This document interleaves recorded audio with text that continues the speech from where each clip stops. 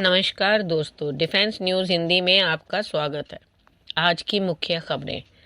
DRDO ने अस्त्र MK2 missile में किया 200 किलोमीटर की रेंज वाला अपग्रेड। भारतीय रक्षा अनुसंधान एवं विकास संगठन ने Astra MK2 air to air missile को और भी ताकतवर बनाने की योजना की घोषणा की है। इस अपग्रेड के बाद यह मिसाइल अब 160 किलोमीटर की बजाय 200 किलोमीटर से अधिक दूरी तक दुश्मन के टारगेट्स को निशाना बना सकेगी।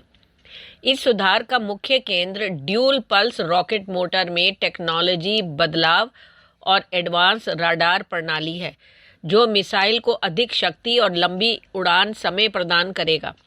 इससे इंडियन एयरफोर्स हाई वैल्यू वाले टारगेट्स को दूर कर सकता है। प्रोपेलेंट फॉर्मुलेशन और नोजल में भी सुधार हुआ है। एस्ट्रा MK2 की दूरी बढ़ाने के लिए डीआरडीओ इंजीनियर रॉकेट मोटर के प्रोपेलेंट फॉर्मुलेशन और नोजल में सुधार कर रहे हैं। इसका उद्देश्य अधिक ऊर्जा दक्षता के साथ मिसाइल की उड़ान को लंबा करना है। मिसाइल का आकार 3.8 मीटर लंबा और 178 मिलीमीटर व्यास है, जिसे नई टेक्नोलॉजी के बावजूद मौजूदा विमान जैसे तेजस MK1A पर आसानी से इस्तेमाल किया जा सकेगा। अपग्रेड में गाइडेंस सिस्टम भी सुधारी गई है। मिसाइल अब मिड कोर्स फ्लाइट के दौरान ईंधन की बचत करने वाली आर्क में क्रूज करेगी और टर्मिनल फेज में तेजी से टारगेट पर हमला करेगी। अगला, तेजस मार्क 2 की पहचान। तेजस मार्क 2 की पहचान के संकट के रूप में नहीं, बल्कि एक उन्नत और सक्षम लड़ाकू विमान के रूप में है, जो पिछले संस्करणों की तुलना में बहुत अधिक उन्नत है। यह एक 4.5 पीढ़ी का लड़ाकू विमान है, जो कई भूमिकाओं को पूरा कर सकता है। यह अपनी बढ़ी हुई हथियार ले जाने की क्षमता यानी 6500 किलोग्राम तक लंबी रेंज और उन्नत रडार और इलेक्ट्रॉनिक युद्ध प्रणालियों के लिए जाना जाता है। तेजस मार्क 2 पिछले संस्करणों की तुलना में दोगुने से ज्यादा समय यानी 120 मिनट तक हवा में रह सकता है और अधिक हथियार ले जा सकता है। इसमें डीआरडीओ का ऐसा रडार, AESA रडार और एकीकृत इलेक्ट्रॉनिक वॉरफेयर सूट जैसी उन्नत तकनीकें शामिल हैं, जो इसे आधुनिक युद्ध में अधिक घातक बनाती हैं। यह स्वदेशी और विदेशी दोनों तरह के हथियारों को ले जा सकता है, जैसे अस्त्र MK2 और ब्रह्मोस NG मिसाइल। इसे भारत की आत्मनिर्भर भारत पहल के तहत विकसित किया गया है, जिसका लक्ष्य रक्षा उत्पादन को बढ़ाना है। इसका विकास भारत की वायुसेना को मजबूत करने और पश्चिमी देशों पर निर्भरता कम करने के भारत के बड़े लक्ष्य का हिस्सा है।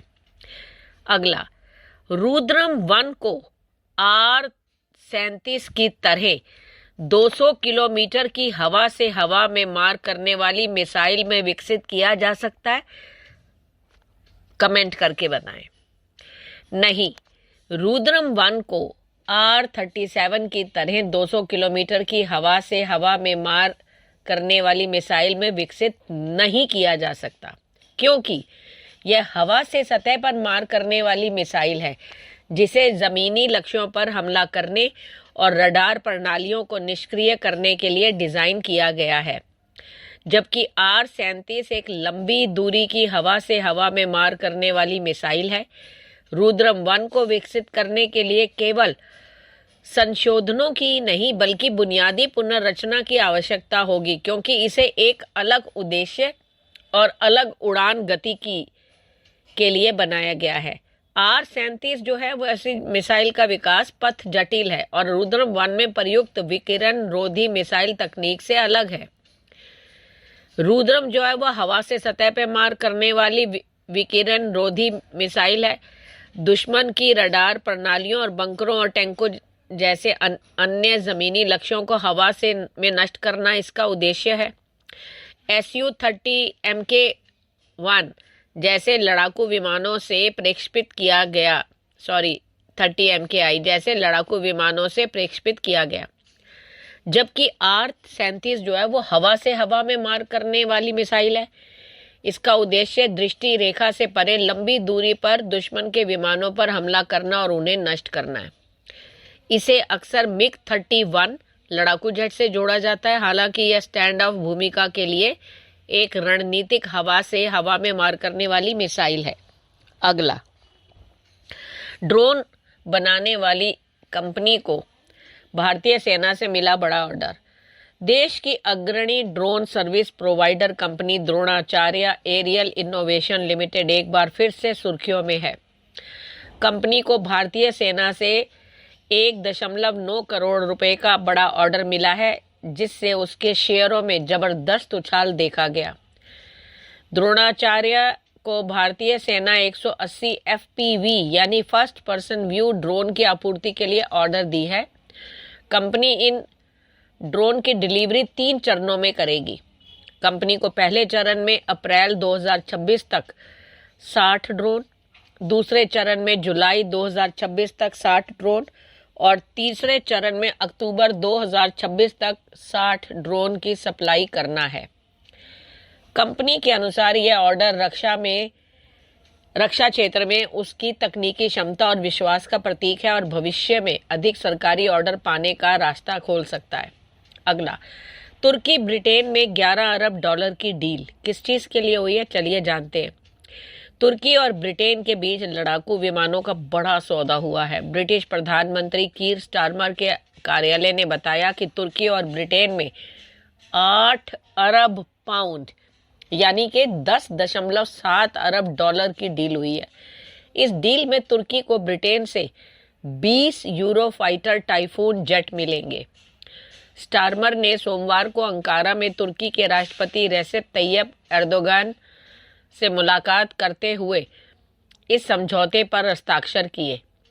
तुर्की की ये ताकतवर जेट मिलने से क्षेत्र में भारत के करीबी समझे जाने वाले इजराइल, ग्रीस और साइप्रस की चिंता जरूर बढ़ जाएगी। इन देशों से तुर्की के संबंध मधुर नहीं रहे हैं। तुर्की के साथ 20 टाइफून लड़ाकू विमानों की डील को कीर स्टारमर ने ब्रिटिश श्रमिकों, देश के रक्षा उद्योग और नाटो सुरक्षा की जीत बताया। ब्रिटिश सरकार ने कहा है कि यह 2 दशकों से लड़ाकू विमानों के निर्यात का सबसे बड़ा सौदा है। इससे आने वाले वर्षों में ब्रिटेन में हजारों नौकरियों का सृजन करेगा। तुर्की के राष्ट्रपति एर्दोगान ने इस समझौते को ब्रिटेन के साथ रणनीतिक संबंधों का नया प्रतीक बताया है। अगला, INS इक्ष्क जल्द ही भारतीय नौसेना में शामिल होने वाला है।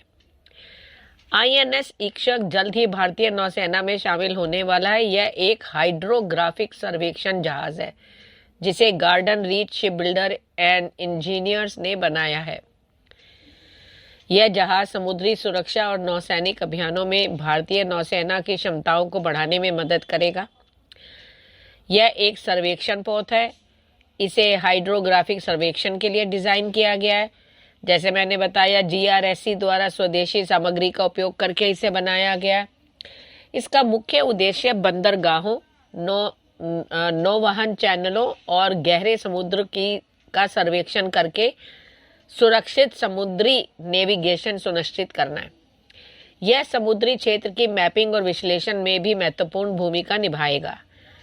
जहाज में समुद्र में 25 दिनों से अधिक समय तक रहने और 18 नॉटिकल मील प्रति घंटे की अधिकतम गति से चलने की क्षमता है।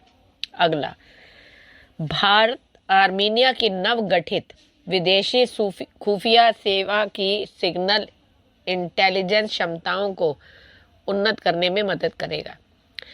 भारत आर्मीनिया की नवगठित विदेशी खुफिया सेना की सिग्नल इंटेलिजेंस क्षमताओं को उन्नत करने में मदद करेगा। यह सहयोग दोनों देशों के बीच मजबूत हो रही रक्षा और सुरक्षा साझेदारी का हिस्सा है। खासकर 2020 में नारगोनो काराबाख युद्ध के बाद सिगिंट अपग्रेड जो है, ये आर्मीनिया मीडिया के अनुसार भारत तकनीकी खुफिया जानकारी जुटाने के लिए आर्मीनिया की नई विदेशी खुफिया सेवा की SIGINT क्षमताओं को बेहतर बनाने में सहायता करेगा।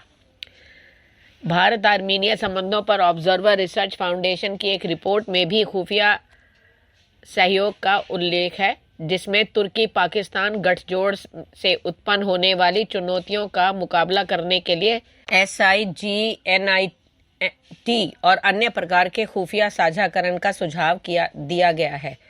भारत आर्मीनिया का सबसे बड़े हथियार आपूर्तिकर्ता के रूप में भी उभरा है, जिसने हाल के वर्षों में आकाश मिसाइल प्रणाली, Pinaka multi barrel rocket launcher और स्वाति वेपन लोकेटिंग रडार जैसे कई सैन्य उपकरण बेचे हैं। इस सहयोग के पीछे के कारण क्या है? देखो, भू राजनीतिक हित भी है, आत्मनिर्भर रक्षा उद्योग का बढ़ावा भी है और नए साथी की तलाश भी है। आर्मीनिया को भारत के स्वदेशी रूप से विकसित रक्षा उपकरणों का निर्यात भारत को एक वैश्विक रक्षा निर्यातक के रूप में स्थापित करने में मदद कर रहा है। धन्यवाद।